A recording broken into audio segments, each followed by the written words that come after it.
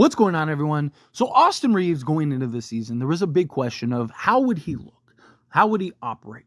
New head coach, new offensive system, an offensive system that should, in theory, an idea tailor to Austin Reaves, right? His ability to initiate an offense, his ability to kind of be on ball and create a little bit for himself, for others, be aggressive. You have a new coach that's going to empower him a little more, understands his strengths, and has a coach that, as a shooter can kind of help work through his shooting struggles that he had previously. And it was more so with Austin Reaves. Can he get back to being consistent, right? Last season, you look at, yes, at the end of the season, the averages and stuff, right? But he wasn't consistent on a regular basis. He would have, would start the season, he was terrible, right? And then went to the bench, kind of figured some stuff out, started getting back into a rhythm and flow, and was actually leading Sixth Man of the Year votes with Tim Hardaway Jr., then got back into the starting lineup, and then kind of just fluctuated back and forth the rest of the season. You have like 5 game stretches where he was great, then like 5 games where he was so-so, and it was just, can he get back to being more consistent this year? Not saying he has to be elite, not saying he has to shoot 50% from 3 or anything crazy like that and shoot 80% from the floor and be a 38, 8-8 guy. No, but within reasons, right? Can he be and establish himself once again as the clear-cut third guy? Can he continue to play well alongside LeBron James and Anthony Davis? How does he improve? How does he look? Right? He's taking strides each year, but now you have a new coach that is really going to put you in the best positions possible. And you look at thus far this season. Now, again, we've only played a handful of games, but the Lakers have a winning record. They're 4-2 thus far. And Austin Reaves has been much more consistent in all these games. He's had his games here and there. Don't get me wrong. He's had a dud here and there, but for the most part, he has gotten good, and he's starting to shoot the 3 ball better, as apparent by his percentage thus far this season. Again, small sample size. Need to see the rest of the season.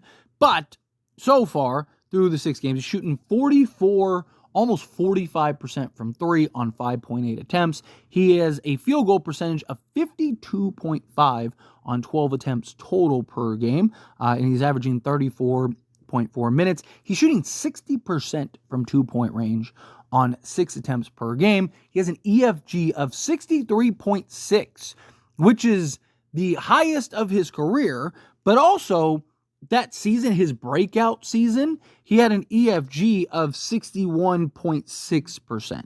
So he's actually 0.2% or 2% better than he was even in that year where he really had his breakout year and kind of became the Austin Reaves we know and love. Free throw shooting needs to pick up. He's only shooting 75% from the foul line compared to every year of his career.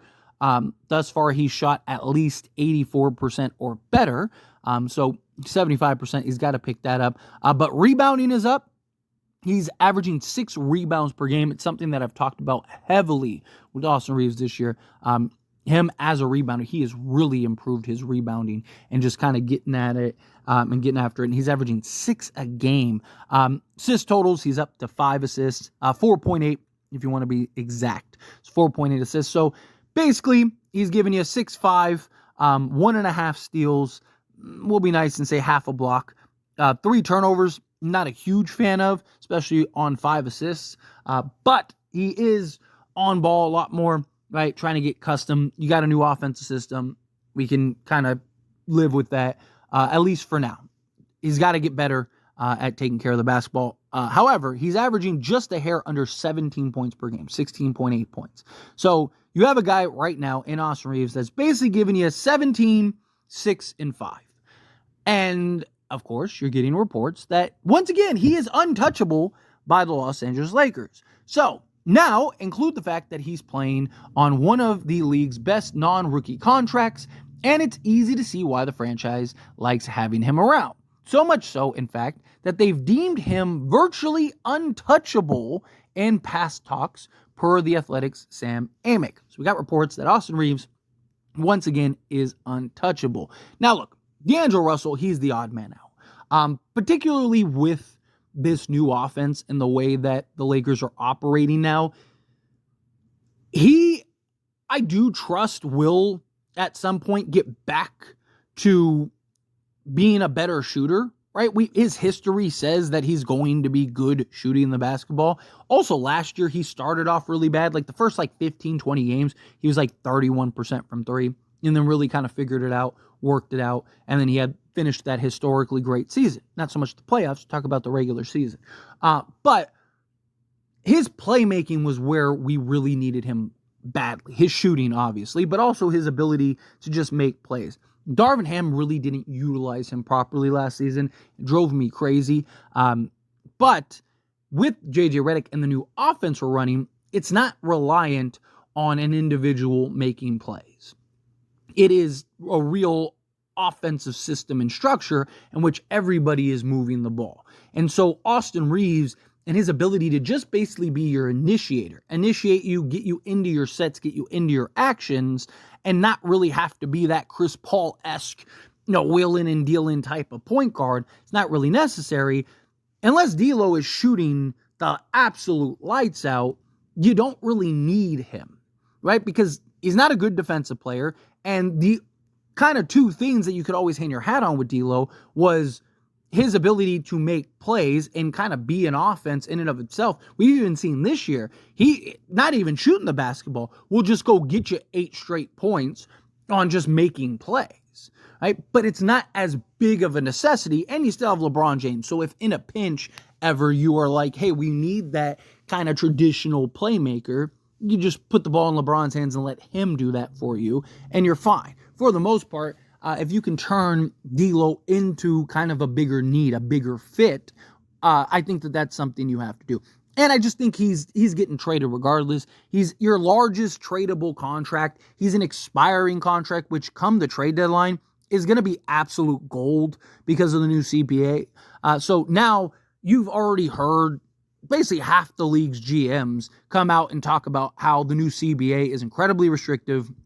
And on top of that, a lot of guys are going to get traded that teams never planned or wanted to get traded, right? Such as Karl Anthony Towns. Because of the new CBA, you're kind of in a point where it's like, man, we kind of overpaid this guy in the past, or we're in this position now because of this, or we want to kind of retool or whatever, right? So there's going to be teams that going to be very interested in D'Lo's contract. Maybe not so much the player, but at least his contract. So he's going to maintain value regardless.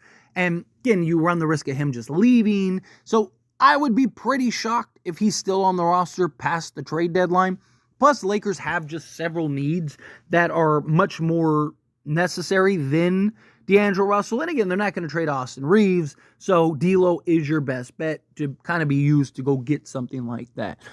But, also with Dalton Connect, and as he starts to get comfortable, as he starts to kind of figure some stuff out,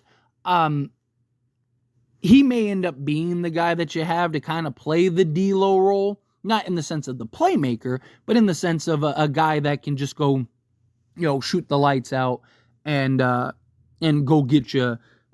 I'm not saying he has to go get you 17 or anything like that, but say 12 a game, right? Can he kind of get into that rhythm? Can he kind of get into that flow? Obviously, it's early into the season. They're kind of slowly weaning him into things, which is fine. Right? You don't want to put too much on the young man's plate right out the gate. Great example is you look at even Victor Wembanyama last year. First 20 games of the season, the guy was averaging 19 minutes a game, 20 minutes a game. And then as the season progressed, you saw him getting up and up. And then, midway and beyond, all of a sudden he's averaging, 34 minutes a game and, playing overtimes and getting you to, 40 minutes or some nights, right? But you look at Dalton Connect thus far, again, very early in the season. You only got a handful of games. But he's averaging 16.6 minutes per game. He's shooting 45% from the field total on 6.2 attempts. 3-point attempts, he's averaging 4, and he's shooting 35% from 3 thus far. Again, very early on. Considering he just came in the league, it's actually pretty good. I do think that by the time the season's over, he'll probably be at least 37%, somewhere in that range. He is shooting 63.6% from 2-point range, which is very impressive. and shooting 56.5% overall total from the field. He's averaging 1.2 rebounds, 1.2 assists. We'll round up and be nice, say half a steal, and 8.2 points. So he's basically giving you, 8. We'll be nice, say 8, 2, and 2, right? Is what he's averaging thus far for the Lakers. And again, this is only through a handful of games. What does he look like game 20, 25 as he starts getting comfortable, as he starts getting better understanding of positioning and where he needs to be on the field or on the court, and then getting just comfortable in his shot, and as he starts to just evolve into the game. So he also is more likely than not a reason why you're probably getting rid of D'Lo as well, and why you may end up looking to go get other needs in other areas. Ideally, two-way guys. Get, a guy or two and a center. Lakers definitely need a center. But I think worst case scenario, Valanciunas will be a Laker at some point. But until that happens, it would be nice if you could just go get, a two-way Wayne or a two-way guard to pair alongside Austin Reaves. But regardless, look, Austin Reaves has been fantastic. I am very high on Reaves. I've talked about how I'm high on Reaves. I've hyped this man up like he is the second coming of Michael Jordan and all of that, right? But I've also been very critical of him, particularly through the first all of preseason and then the first game of the season, because he shot so poorly. And but like I said in all those videos, that I do believe he'll figure it out. I do believe he'll turn it around. I don't believe he should be untradeable, right? But he is better than his contract, that's for sure. He's making 12.5 million a year. He's worth much more than that, just on his skill set, just on his talent, what he's been able to provide, particularly for this Lakers team. So that's really where it is. Just you got a great contract for a player that is just beyond that contract, especially with the new CBA and all of that. It's a great position to be in if you're the Lakers. But if the right move comes along, you trade Austin Reaves. Now, the report did continue to add that if they could get like an all-star level, like a proven, they don't want like a borderline guy, right? So, for example, like Jamal Murray, if Denver called up right now and was like, hey, we'll give you Jamal Murray for Austin Reaves, Lakers would say, no, thank you, hard pass, because he's not a bona fide all-star guy, right? He has seasons where he's all-star level, and not. Technically, even Kyrie, they didn't do it last time, so, yeah, even a guy like Kyrie, if Dallas called right now and was like, hey, we'll trade you Kyrie for Austin Reaves, and then just whatever salary filler, right? Lakers wouldn't trade Austin Reaves right now, according to the reports, which we've kind of seen that to be true, that to be the case. I was in the camp that I thought you should trade him for DeJounte Murray, just because gives you that athleticism. You can still trade D'Lo. You're still kind of in the same spot you're in. But nonetheless, look, I'm okay with keeping Reaves. I'm not against keeping Reaves. I just don't think even Anthony Davis, if they called today and were like, hey, we'll trade you Wemby for AD or Wemby for LeBron, would you not do that? Yeah, I would. Right? If they called today and were like, hey, we'll trade you Jokic for LeBron, would you not do that? It just, again, it depends on what it is. You don't just trade Reaves for a bag of chips. But according to Lakers, he is untradeable. So, as always, this is a discussion. I pass the question on you. Let me know your thoughts and opinions down in the comments below. What do you think? How do you feel? What are your thoughts? Do you think that Austin Reaves should be untradeable? Do you think he should remain untradeable? Do you think, no, absolutely not? Think you just trade him, get it over with? Again, however you feel, whatever your thoughts are, I love to hear it. So let me know down in the comments below. That being said, if you haven't liked this video, hit that like button. Helps me a lot. Lets me enjoy these types of videos. Truly appreciate it. Not subscribe to the channel, hit that subscribe button. Turn on the bell notifications. Appreciate y'all. See you in the next one.